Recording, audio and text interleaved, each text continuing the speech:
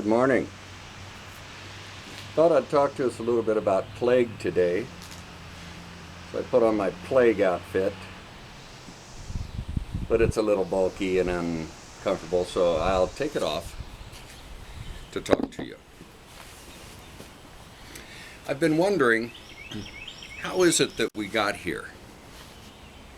How did it happen that this cloud of death has come over our planet? And I've been researching that and trying to find the answers, and I think I have a pretty good thought on that, and I would like to relate it to you. And I'm gathering more facts for the future, trying to determine, where this came from and how it happened that it did. So all of this started in 2010. In 2010, there was a virus scare, but it was the H5N1 bird flu virus. And it was from chickens, and it was a killer.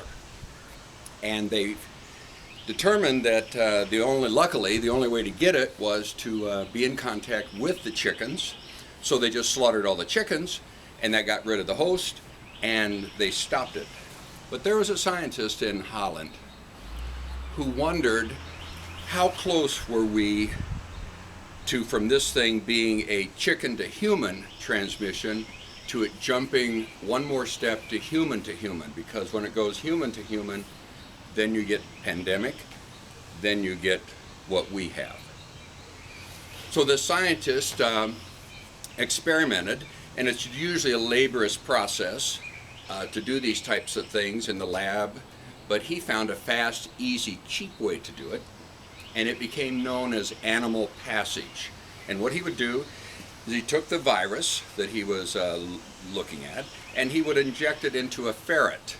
Now, for some reason, a ferret is immunologically very similar to people.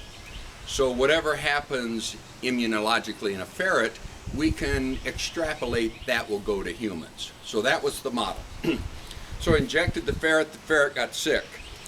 When this virus that isn't used to being in a ferret gets in the ferret, it mutates. And then when that ferret got sick, he pulled the virus out of it and he stuck it in a brand new ferret. And that ferret got sick. And the virus mutated again. And he repeated that process again and again and again until finally he got to ferret number 10.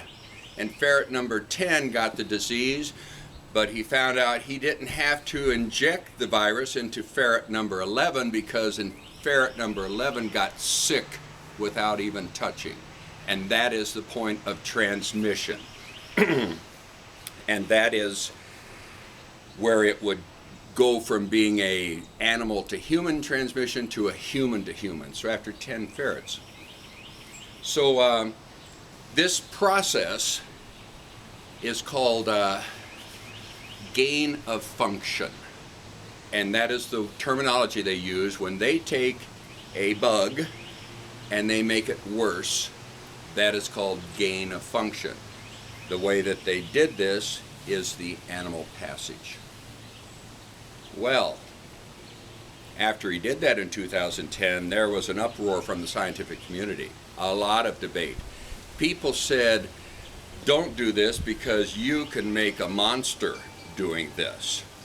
And the other side argued that, well, if we don't find out how this works and how many steps it takes, we can't produce vaccines and antiviral drugs and cures. And so there's debate, and finally, the side that allows animal passage wins. But in 2011, President Obama cut it off. They said it's too dangerous, we're not going to do that. Now, from that time, there were a few particular little exceptions made, but it was not a broad-based type of thing that could be done by any of the labs. So that protection was removed in 2017. And in 2017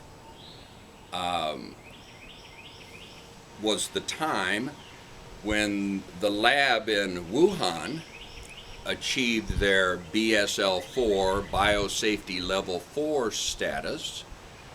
That is the only lab that is allowed to do this animal passage that goes down.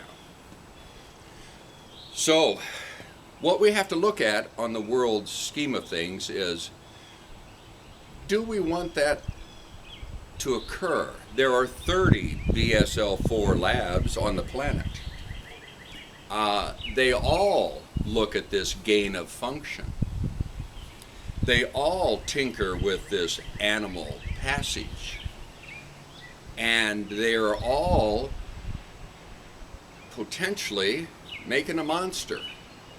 And COVID-19 is monster enough, destroying the world economy and killing a bunch of us. How big a monster do we need to let them make?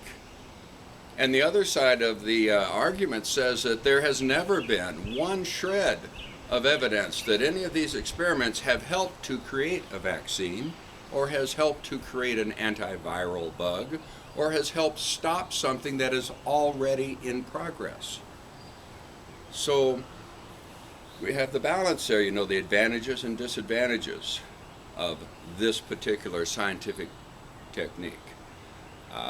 I have thoughts, I think a lot of the world has thoughts on where this virus that we're fighting now actually has come from, and was it passed through one of these animal passages. The interesting thing is that when you do an animal passage, the virus at the end looks like it's just gone through a natural passage, a natural mutation. And so when all of these scientists are saying, well, it looks to me like this, there's no indication of manipulation, which is referring to snipping DNA and tucking it in here and there, which shows up quite readily. There's no indication of, you know, that it's other than natural. Well, duh. If the most common way that they ever do any of these things is through animal passage, which is totally indistinguishable from natural mutation, they certainly can say that. But I think it's important that we need to know. What I need to know is that if the current virus has every indication that it was natural, I want somebody to step up and say, and we know that it is not animal passage because of this, this, and this, rather than just saying, well, it looks natural, because that's a half-truth, and we need the full truth. So I think doing these tests and whatever at the time probably appeared to be like a good idea to find out about these viruses, but atom bomb was a good idea too. So I want to bring this information to you. It has been brought forth very convincingly in a long article in Newsweek magazine, which I am putting the link in my description. So when you look in the description of this, it'll be in there, and take a look at that yourself and get a little understanding of how we got here, how the governments put us here. The common people did not put us here. The governments and the scientists have put us here, and the government and the scientists need to stop. And these 30 BSL labs that do the animal passage, they need to be told to stop. So I hope that when we get through this, we can relay that message back to our governments and our scientific communities of, you know, the benefit is nowhere near worth the risk that we're taking. I'm accumulating more facts, and I have another video in mind. I'm just about ready to do that gives us a plausible pathway of how this virus was developed, how it escaped, and why it came to be in our backyards holding a gun to our heads. So stay safe. I will talk to you later. Thanks.